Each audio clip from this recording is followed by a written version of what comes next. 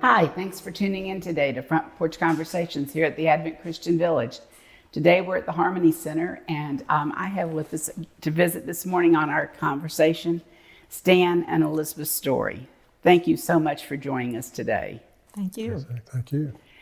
Let's start with where you each began. Where were you born and where did you grow up, and a little bit about those early years? I was born in Live Oak on Swanee Street. Probably the only doctor in town, and that was his house. I went to school until I was 12 when we moved to Jacksonville. And except for the few years during World War II, I had been here all that time. Went to grammar school here in the Advent Christian Church. I remember Burr Bixler and Mary Sweat, who worked with the children so much. Just a fun time. Well, thank you. We'll get back to that in a few minutes. Stan? I was born in Thomaston, Georgia. Lived there until I left really to go to college. And of course I came home during the summers, but I after college I went to Young Harris Junior College for a couple of years, and it's a 4-year school now, and then transferred to Emory and graduated from Emory University and stayed in Atlanta for a few years before I was transferred to Jacksonville. Elizabeth, what were some of your fond memories about growing up here and then as you moved on to Jacksonville? Well, my grandfather owned the city barber shop. I remember so many times going there and loving to spin around in his chairs. And we had a small chicken farm out on US 90, and I remember riding my bicycle to school and to piano lessons. And it was just a warm, homey atmosphere. And I loved Saturdays when all the children would go down to the Alomar Theater and watch the cowboy movies.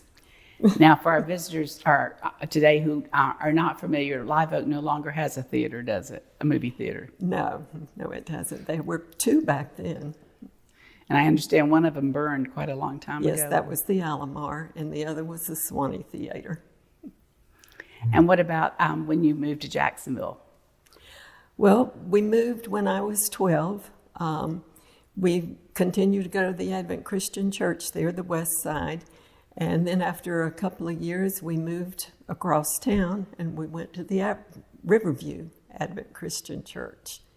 And there's some fond memories there. Made some very good friends. Did you go to high school there? Yes, I went to Andrew Jackson and graduated. Well, I have good friends that graduated from Andrew Jackson a long time ago as well. So. How about you, Stan? What were your favorite memories growing up as a child?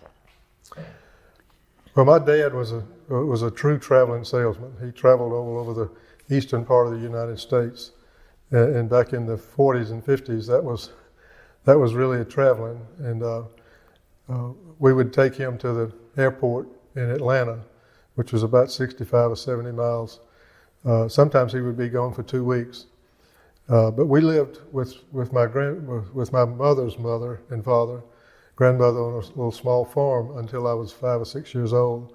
And I really enjoyed living on that. I can remember a few things. My granddad taking the wagon and Betsy the mule down to the grain, I don't know what it was called, grain, where they ground the grain, and playing with the chickens and picking a little cotton every now and then and things like that until I was 5. And then we moved into town. My dad built a house, and he wanted to move to Miami. He loved Miami. And so he got my mother to go down there during the summer when school was out. I had an older brother who was in school at the time.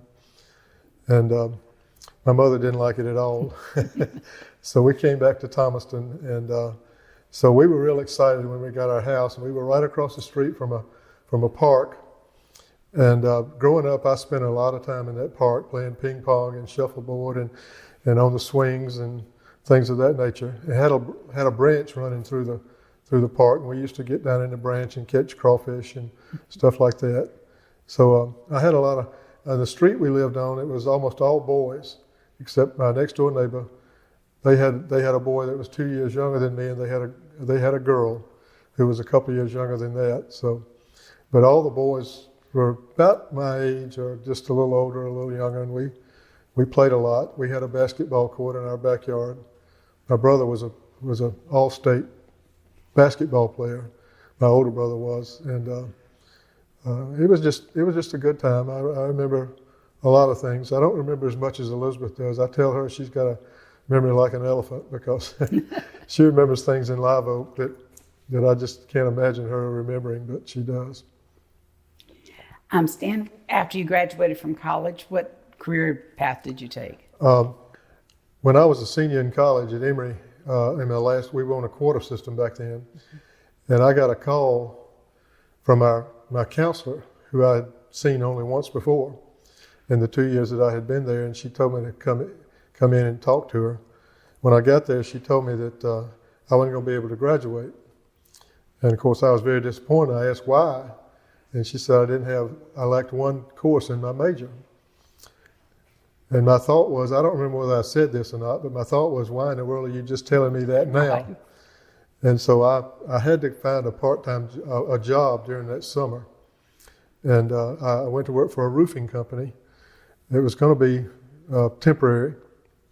And they asked me to stay on after I'd been there for 3 months. And the following spring, they allowed me to take a 2-hour lunch break, and I went back to Emory and took one more history course. I majored in history. And so I graduated a year later in June of 65 instead of 64 when I should have graduated. But I got into the roofing business. That's what roofing business I was in, and I actually ended up with 3 different roofing companies because the man that hired me the first 2 opened his own business, and he called me to come and be his estimator after about 6 months. And that business was doing extremely well, but he got an offer he couldn't refuse from somebody else to move to Maryland and take over a roofing operation up there, so he did. So I was in the roofing business for 5 years after I graduated from Emory, and then I went into the insurance business. I worked for Safeco Insurance Company, worked with them for 5 years, and my first wife and I had adopted a child here in Jacksonville when they transferred me to Jacksonville. When we went back to Atlanta, the Roe versus Wade decision had taken place, and they told us in Atlanta that it might be 10 years before we could adopt a second child. And we didn't want to wait 10 years, so I started looking, and I ended up with an agency in Jacksonville, very large agency. And as a matter of fact, we got our daughter about a year and 3 months later. So we had a son and a daughter then. And I worked in the insurance business for 38 or 39 years in an agency, and it was very good to me. And what was the name of that agency? Cecil W. Powell and Company. I know exactly where it is. I used to work down the street from there. Is that right? For a number of years, yeah, yes, in downtown Jacksonville. It was organized in 1935 by Cecil Powell, and I went to work there in January of 73 and stayed until March of 90. what was it, 90? March of 90. And Elizabeth, what about you? After high school, what did you do? I went to work in the Southern Division office of the A&PT company, if you remember the grocery stores. Yes. And I started out as a clerk, and about 17 years later, when I resigned, I was the personnel director. So And that company is no longer in existence, is that right? I believe it is still up in New England. Oh, okay. They closed most of their stores and downsized very much, but you can still find a few stores around in New England. Elizabeth, what about you? What did you do after high school? Well, I was married, and later on, I did get a divorce. But my 3 children and I moved across town, and we started going to the Fort Caroline United Methodist Church. And Stan was my Sunday school teacher. And is that your story too, Sam? Well, my first wife and I divorced, and we were members of that church, and I had been teaching, of course, when we separated and got a divorce, I stopped teaching for a while, but I guess that was it was really the situation was when we other than meeting in Sunday school, of course, they had started a singles group at the church, and I kept getting calls from this friend of hers that wanted me to join the singles group, and I really never did. I think I went to maybe 2 or 3 functions is all. Stan, how long have you two been married? We've been married 44 years, 44 years, and we met when I was teaching Sunday school at Fort Caroline United Methodist, and we married after we had our first date in January of '77, and we didn't take long. We got married in May of '77. I had known her for a while before we had our first date, but that's how we met. Well, it seems like it lasted well. It took. And you've lived in Jacksonville most of your life, or the Jacksonville area, after you married? Yes, we did. The traffic was getting horrible in Jacksonville, and we bought a lot up in Yulee on Lofton Creek, and we allowed our children to graduate from high school there in Jacksonville, and then we built a home, and we lived there for 26 years, a beautiful place on the river. But the traffic followed us up there. It Right. grew and grew. It's now a suburb of Jacksonville. Exactly. What made y'all think about choosing Advent Christian Village or even a retirement community? Well, the Advent Christian Village has always been a part of my life, it seems like. I can remember coming here to Girl Scout camp as a child and loved swimming in the river and just having a good time. And then one of my teen years, I came to Camp Swanee. My grandparents spent their last years here. And so it's just always been a very special part of my life. Stan, did it take convincing for you to make the decision? Yes. Yeah, I tell people that she wanted to move here about 5 years before we actually got here. And but you know who wins those battles eventually.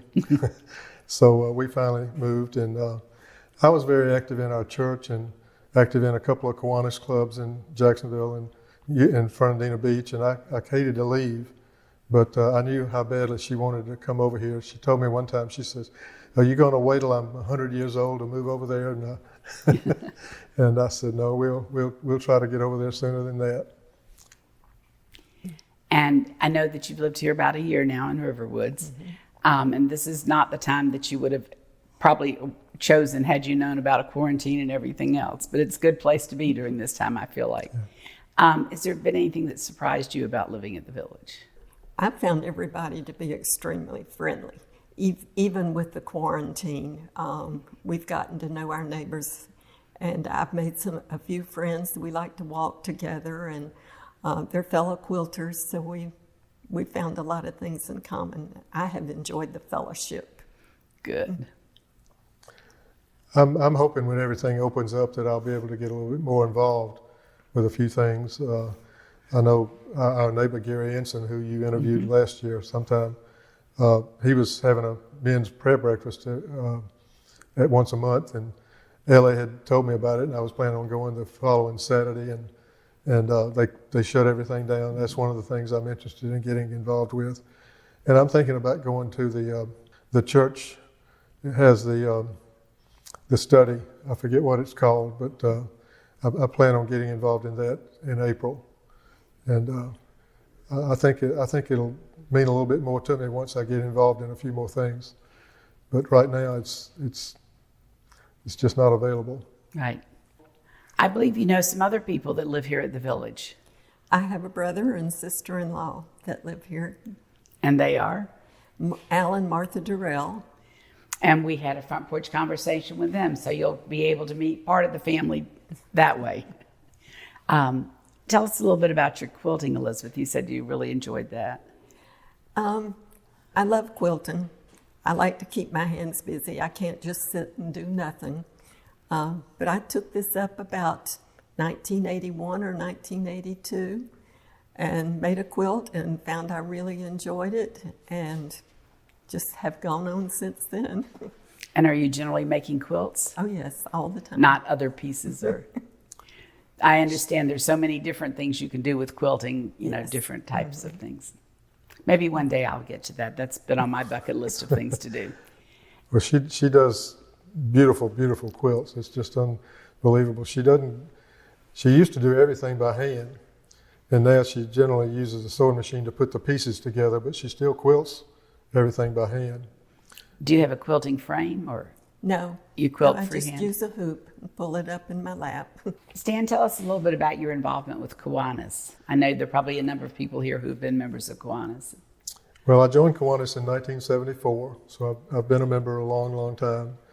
I was a member of the Arlington Kiwanis Club in Jacksonville, and I became involved on the district level after I was lieutenant governor in 81 and 82 and 83. And after a few years as a district chairperson, the district is basically the state of Florida. Takes in a couple of islands, but it's mostly Florida. I was urged to run for governor, and so I did, and I won that race and became governor in 1990-91. And after that, I served on a few international committees, and I was very involved with the foundation, the Kiwanis International Foundation, and I was appointed to that foundation in 2000. And I served as the president of the Kiwanis International Foundation in 2006. And then in 2000, the same year that I was going off the board of Kiwanis Foundation, I ran for trustee of Kiwanis International. And I was elected in 2006, the year I finished up in the foundation, and served on there for 3 years. And then I ran for vice president, which if I'd won that, I would have moved on up to president 2 years later. I was in a race with three of us, and I made the runoff, but I got beat in the race, and that was probably what God's plan for me was, because I had open heart surgery the year I would have been president. Right after would have been president, I had open heart surgery. So if I'd had all the stress and travels and everything, I may have had that heart problems sooner than that, so it's probably a good thing. But anyway, I was very active for a number of years, and I'm still active somewhat on the district level, and I've just joined the Live Oak Club 2 or 3 months ago, and I still go to the clubs in Jacksonville when I get a chance, when I'm over there, because I go over there. I've been going back over there once a month, but I don't do that anymore. What does the foundation do as far as Kiwanis? The Kiwanis International Foundation, as well as the Florida District Foundation, is primarily focused on children and children's issues. The motto of the Kiwanis International changed a few years ago to serving the children of the world, where it had been just simply we build since it was formed in 1915, but it was changed about 12, 13 years ago. And so we focus on children and the children's needs to a very high degree. Young children, ages birth or early prenatal to age 5, but we get involved with all ages of children. But they try to focus on the young child and the needs there. And there are a lot of needs around the world needs, for that. a And that's lot of wonderful needs. work that the Kiwanis does.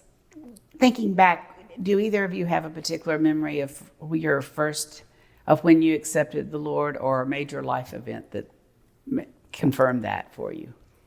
You know, I can't define a moment in my life. I always grew up in the church. I was baptized when I was 13, and it's just always been a wonderful part of my life. I heard somebody say once that they were born saved, and I kind of related to that because, like Elizabeth, I grew up in the church and so forth. But really, I felt when I was baptized when I was 9 or 10 years old, but I attended a youth camp in North Georgia, Camp Glisson, and I had an experience there when I was probably about 14 years old. I think I don't remember exactly how old I was, but that's when I really felt that I accepted the Lord and Jesus Christ as my Savior and Lord, and developed a personal experience with Him, and went from there. But I really have been in the church really all my life. When I was talking with Al and Martha, he talked about Camp Bethel. And is that something that was a part of your growing up experience too? Camp Bethel is absolutely a wonderful place. It's right on the Connecticut River, up on about a 70-foot bluff overlooking the river. And every year as a teenager, I went to what they called YPI, Young People's Institute. And it was very much like Camp Swanee. Mm-hmm. All the children and teens, you know, enjoyed the river and all the programs they had for us. But I usually spent the whole summer there with my grandparents. And it was just a very special time. And I remember one year when I wasn't able to go because my grandmother was sick. That's the year I came to Camp Swanee. But it took a few days of crying to get over not being able to go. And other than going to Camp Glisson, did you have other camping experiences as a young person? No, not really. And of course, I didn't know anything about Camp Bethel until we got married. But she did mention that we did own a cottage in Camp at Camp Bethel for about 10 years, I guess. Most of the cottages were built around the turn of the century, about 1900. I think ours was built in 1889, and they're small, but they serve for the purpose for the summers, mm-hmm. or like she spent some summers up there. I would fly back and forth, but they really. I remember a lot of things from my MYF, my Methodist Youth Fellowship days, but I don't remember any other camps other than Camp Glisson. I was actually a counselor at Camp Glisson after my first year in college, and I still have correspondence from Camp Glisson. It's got a longer name now, but we just knew it as Camp Glisson. Mm-hmm. They have so many other programs there now that it's got a longer name. It's in Dahlonega, Georgia, up in the mountains. Oh, mm-hmm. Pretty area, very pretty area. Have you done a lot of traveling together? Yes, very much so. We've been to all 50 states. And the years he was in Kiwanis, we did some traveling. They sent us to Taiwan twice and Switzerland. And when we would make those trips, we would usually extend them and go some places that we wanted to go. I think we've been in about 15, 16 foreign countries. I guess you have done some traveling. Enjoyed it very much. As a matter of fact, Stan went to Africa just a few years ago with Kiwanis. I did not make that trip, but that was a special time for him. You went to Ghana with... Yes, I went to Ghana in Africa, and I was chosen to go over there because I was so involved with the foundation earlier. I had been a past president, but I was not involved at that time. And I was over there for a week with UNICEF. UNICEF was our partner in a program called Eliminate, where we were given tetanus shots to pregnant mothers, primarily pregnant mothers, and there were like 42 countries that were not certified as free of maternal and neonatal tetanus. And back then, there were 40 countries, and when we finished up our program, our part, we're still doing it to some degree.